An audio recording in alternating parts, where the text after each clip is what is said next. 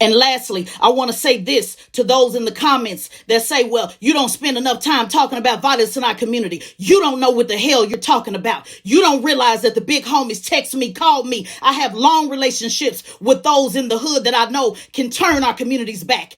And I know that the real solution to the problem are those closest to the problem and the solution. And it is not you in the comments. It is talking with them with decency and respect. It is talking to my big homies that I've known my entire life. You have no idea what you're talking about. Just because I don't spend 40 seconds or a minute on national TV putting down black folks doesn't mean that I don't understand the intricacies that are going on in our community. I have talked about this publicly and I've talked about it privately. The closest person to me was shot and paralyzed 2 years ago due to black on black crime. You have no idea what you're talking about. You are simply running your mouth.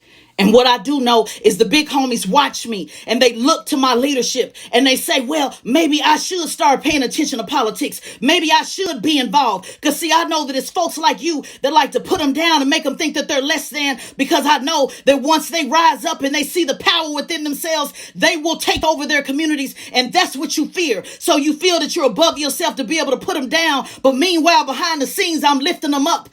And shout out to the homegirl, Cynthia Nunn, that is carrying on her sister's legacy, Sylvia Nunn, in California, trying to turn lives around every day. But y'all don't want to talk about that. So it's not that people are not trying to fight black on black crime and clean up our communities. In fact, the former G's that had a lot to do with bringing our communities down are the same ones that's trying to lift it up. And they deserve a shot at that. And only the government can give them a shot at that. But if the government doesn't even want to give good law-abiding, quote-unquote, law-abiding citizens a shot, how the hell can I ever expect them to fund these organizations and to get behind these organizations that are trying to do better in our community? So you do not know what you're talking about. People are fighting on that every day on the battlefield. The problem is you don't know them and they don't trust you. So you have no idea what you speak of when you run your mouth in these comments. You watch yourself and you understand you talking to a G that love her people inside and out. Those who were broken, those who are healed, those who are on the journey to get better, they call me. They talk to me. So why don't you tell me what you are doing instead of sitting up trying to challenge me? So meanwhile, while you're trying to be a smartass and say the hood whisperer must mean that I condone violence, no, the hood whisperer means when I whisper in their ear, they hear me because I speak their language. It means that I can talk to them, that they hear me back. And it means that they don't hear nothing you have to say because you don't have no love for the hood. I understand that the way to get the streets to turn around is to deal with the streets directly and deal with street protocol. But you don't know protocol because you've been a cornball all your life.